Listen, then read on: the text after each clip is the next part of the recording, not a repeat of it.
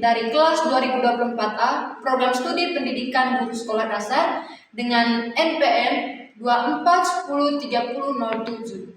Nah, di video kali ini saya mau sharing sedikit tentang apa yang sudah saya pelajari dalam mata kuliah dasar-dasar pengembangan kurikulum. Nah, teman-teman, topik yang akan saya bahas yaitu yang pertama yaitu fungsi-fungsi kurikulum, yang kedua yaitu prinsip-prinsip dasar kurikulum, dan juga bagaimana saya sebagai calon guru bisa menerapkan teori dan strategi itu nanti di kelas. Nah, teman-teman, semoga video ini bermanfaat ya. Kita mulai saja dengan materi yang pertama. Yang pertama itu fungsi-fungsi kurikulum. Nah, kalau kita bicara tentang kurikulum, sebenarnya itu bukan cuma sekedar daftar mata pelajaran saja. Kurikulum itu punya banyak fungsi penting, terutama bagi guru dan juga buat proses belajar siswa. Nah, fungsi yang pertama adalah sebagai panduan bagi guru. Jadi, kurikulum itu apa ya teman-teman ya? Kurikulum itu seperti peta jalan. Dari kurikulum kita tahu apa saja materi yang harus diajarkan, urutan materinya, kapan waktunya, dan metode apa yang bisa digunakan. Misalnya, kalau di kelas 4 SD, kita harus ajarkan tentang lingkungan. Maka kurikulum sudah kasih petunjuk kapan dan bagaimana materi itu disampaikan. Nah, tanpa kurikulum, guru bisa bingung mau mulai dari mana. Terus, fungsi yang kedua, kurikulum juga jadi alat evaluasi. Maksudnya bagaimana? Jadi, kurikulum bisa menilai apakah pembelajaran di kelas itu sudah sesuai tujuan atau belum.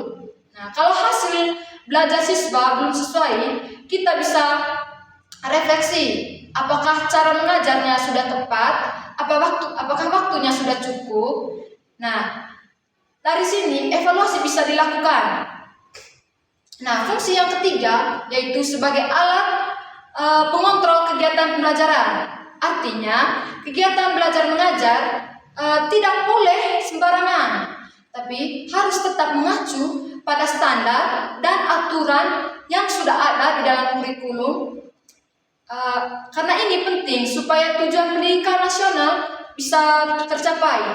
Nah, yang keempat yaitu kurikulum juga punya fungsi besar dalam mewujudkan tujuan pendidikan nasional. Seperti yang kita tahu, tujuan pendidikan nasional adalah membentuk manusia Indonesia yang cerdas, beriman, bertakwa, dan berakhlak mulia. Nah, dan punya keterampilan untuk hidup di masyarakat. Kurikulum itu disusun agar siswa itu bisa agar semua itu bisa tercapai, baik di sekolah dasar, menengah, maupun di jenjang tinggi, gitu teman-teman. Nah, prinsip-prinsip dasar yang ketiga, prinsip-prinsip dasar kurikulum. Setelah kita tahu fungsinya, kita juga harus tahu bahwa kurikulum itu disusun berdasarkan prinsip-prinsip tertentu. Nah, prinsip ini penting sekali supaya kurikulum tetap relevan dan bisa digunakan di berbagai kondisi. Nah, prinsip yang pertama adalah prinsip relevansi.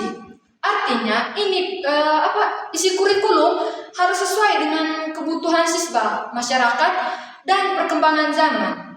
Misalnya, sekarang ini kan teknologi makin berkembang. Nah, jadi materi belajar juga harus ikut menyesuaikan. Jangan sampai anak-anak belajar hal yang sudah tidak sesuai dengan kehidupan mereka, begitu teman-teman. Nah, kedua, ada prinsip fleksibilitas.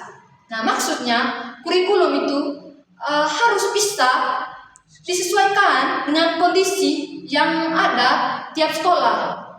Karena sekolah itu kan beda-beda juga. Ya, begitulah teman-teman, muridnya juga berbeda-beda. Jadi guru harus bisa menyesuaikan materi dan metode belajar siswa dengan situasi dan kebutuhan siswa. Tidak boleh kaku. Nah, yang ketiga, ada prinsip kesinambungan. Nah, ini maksudnya pembelajaran dari satu jenjang ke jenjang dari satu jenjang ke jenjang berikutnya harus saling terhubung gitu. Misalnya, materi di kelas 4 harus menjadi dasar untuk materi yang akan dipelajari di kelas 5 dan seterusnya, supaya siswa tidak merasa bingung dan merasa materinya melompat-melompat begitu. Nah, dan yang terakhir adalah prinsip efisiensi dan efektivitas. Nah, kurikulum dibuat supaya penggunaan waktu, tenaga, dan sumber daya bisa efisien, tapi hasil belajarnya tetap maksimal. Jadi tidak hanya hemat, tapi juga tepat sasaran, gitu kira-kira. Nah, teori dan strategi guru. Nah, sebagai calon guru, saya juga belajar bahwa teori pendidikan itu sangat penting untuk jadi dasar kita untuk mengajar. Nah, salah satu teori yang menurut saya menarik adalah teori konstruktivisme. Nah, teori ini mengatakan kalau siswa itu bukan tempat kosong yang harus diisi, tapi mereka sudah punya pengalaman abad. Nah, dan kita sebagai guru harus bantu mereka membangun pengetahuan baru lewat pengalaman belajar. Nah, dari teori ini kita bisa gunakan berbagai strategi pembelajaran aktif. Nah, misalnya diskusi kelompok, permainan edukatif, proyek mini, studi kasus, atau simulasi. Jadi siswa bukan cuma duduk diam dan dengar ceramah, tapi mereka terlibat langsung berpikir, berdiskusi, dan berlatih. Nah, kita juga perlu jadi guru yang kreatif, bisa bikin pembelajaran yang seru dan menyenangkan. Nah, tujuannya supaya siswa merasa semangat belajar dan pelajarannya jadi mudah dipahami. Nah, saya kasih contoh saja. Misalnya nanti saya mengajar di kelas 4 SD, misalnya tentang topik pengukuran panjang. Nah, daripada saya cuma tulis di papan dan tulis rumus di papan dan suruh anak-anak catat, saya bisa ajak mereka praktek langsung. Nah, saya bisa minta mereka bawa penggaris, meteran, atau pita ukur, lalu kita keliling kelas gitu, buat misalnya ukur meja, jendela, papan tulis, atau bahkan tinggi teman mereka sendiri gitu. Nah, dari situ mereka bukan cuma tahu, namun tapi juga langsung mengerti bagaimana cara menerapkan ini yang disebut dengan belajar bisa mengerti bagaimana cara menerapkannya. Nah, inilah yang disebut dengan belajar kontekstual, yaitu belajar dari pengalaman langsung. Begitu. Biasanya cara ini juga bikin anak lebih tertarik dan mudah ingat materi lebih lama gitu.